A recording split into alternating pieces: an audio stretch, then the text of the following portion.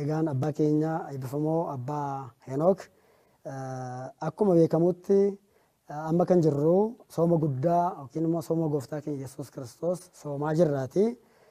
Barumsa kan nu ta'u gaaffii isin gaafannaa hordoftoota keenyaaf akka ibsa nuu laattaniif iddoo kanatti argamuu keessanii maqaa Waaqayyootiin galata guddaa gashinaa galatoomaa abbaa keenya. Egaan gaaffiin inni duraay waa'ee soomota soomaniifaa akkuma beeknutti soomiin waldaan keenya amantaan waldaa Ortodoksii Tewaahidoon sooma qabdiitiin soomtiifi lallabuudhaan yookiin immoo labsa laachuudhaan sooma akka soomtu amantoonnis akka soomanii beekamaadha. Kanaafuu waa'ee soomota soomaniifaa ibsa nuu laadhaame. Galatoomaa akkuma beekamu seera Ortodoksii Tawaahidoo amantii Itoophiyaa keessa kan jirtu baskaanni keenya sooma labsiitiin kan akka soomamu kan taasisame jira. Akkasumas immoo sooma gaafa jennu iddoo lamatti qoodnee ilaaluun danda'ama.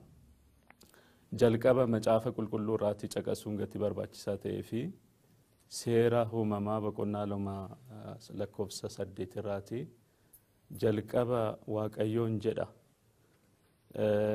nama uumee karaa ba'aa Eeden Gannat kan jedhamtu bakka sanas qopheessee gannata sana keessatti waan babbareedoof miidhagoota achi keessatti biqiltuu adda addaa akka inni biqilu taasiseedha. Egaan gannata kana keessatti ijaaf kan miidhagan nyaachuufis kan namatti tolu muka babbareedaatu tureedha.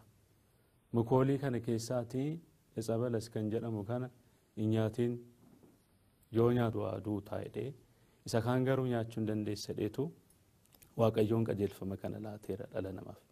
Kunis abbooliin ayyooliin bataskaana keenya akka isaan barsiisanitti nyaadhu jechuun isaa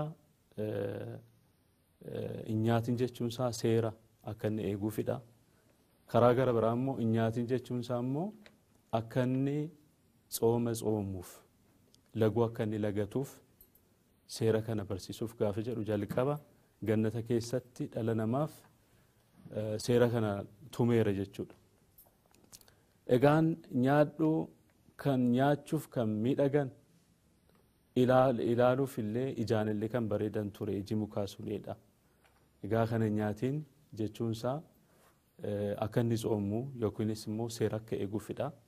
Nyaachuu jechuun immoo isa kaan garuu nyaadhu jechuun akka inni nyaatuuf seera kana laateera. Kanaaf ayyooliin bataskaana keenya macaafa qulqulluu seera godhachuudhaan abbooliin keenya raajooliin gurguddaan akka Eeliyaas faa, akka Izraa faa, akka Musee faa, akka Daani'eel faa soomii kana soomaniiru. Seerri kun gannata keessatti gatii laatameef. Sooma kanaanis immoo hojii gurguddaa baay'ee hojjetaniiru. Museen galaana Eertiraa iddoo lamatti adda baasee isa keessa uummata Israa'eliin ceesiseera. Eeliyaasis guyyaa 40 halkan 40 soomee gara gannata keessatti galeera.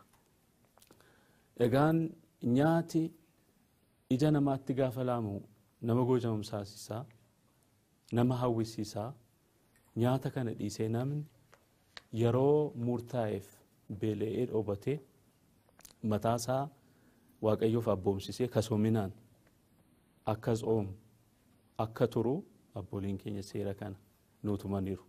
Kanaafis immoo labsiin kun soomiin iddoo lamatti adda baasnee ilaaluu dandeenya. Sooma kan seeraa yookaan kan labsii sooma 7tu jira. Sooma 7 kana keessaatii akkuma beekamu kan gooftaa keenya Yesuus Kiristoos abiyyi soom yookaanis immoo soomii isa guddaa jedhame kan beekamu bataskaanni keenya haala addaatti yookaanis immoo hawwiif gammachuutiin kan isheen waggaa waggaatti kan soomtu abiyyi soom yookiin soomii isa guddaa kan gooftaa keenya Yesuus Kiristoosidha.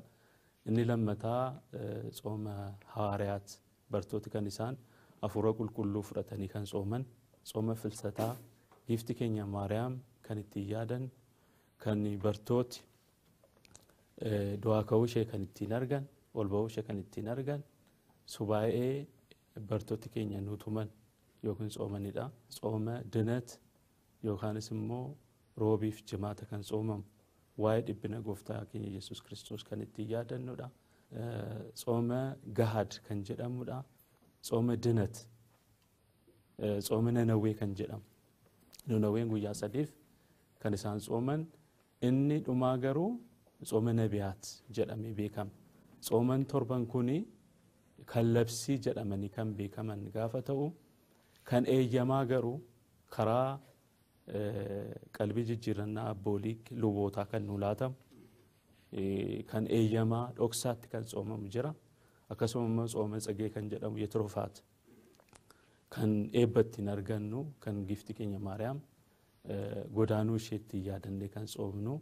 Tsoomiin akkaataa akkasiitiin lamatti qoodamee beekamaa jechuudha. Akkaataa akkasiitiin abbooliin keenya seera kana nu laatanii bataskaanni keenya akkaataa akkasiitiin macaafa qulqulluu bu'uura godhattee waggooggaan akkaataa akkasiitiin tsoomti jechuudha. Karaa gara biraa ayyooliin bataskaanni keenya maal jedhu, namni amantii hin qabneef namni hin tsoomne bineensarraa adda baasamu, akka bineensaaf akka beelladaatti ilaalamaa jedhu. Sababi isaas maali yoo jenne, gannata keessatti uumamtoota 22tu jira. 22 kana keessaa ergamooti nyaatan beekanii, nyaati isaanii galata Waaqayyoodha. 20 uumamtooti garuu addaamirraan adda kan ba'e garuu nyaatu hin dhugu. Isaanirraa adda gaafa baasu addaamin hin nyaatin hin dhugin kanatti hin bu'in jedhee seera laateef akka inni tsoomuuf kana taasise.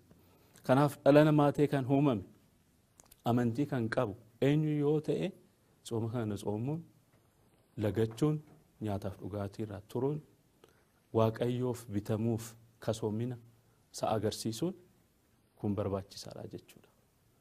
Kanaaf tsoomii keenyaa kan nu tsoomnuu fi macaafa qulqulluu bu'uura godhannee abbooliin keenya ayyooliin immoo kan isaan nu tumaniin akkaataa akkasiitiin kan tsoomamu.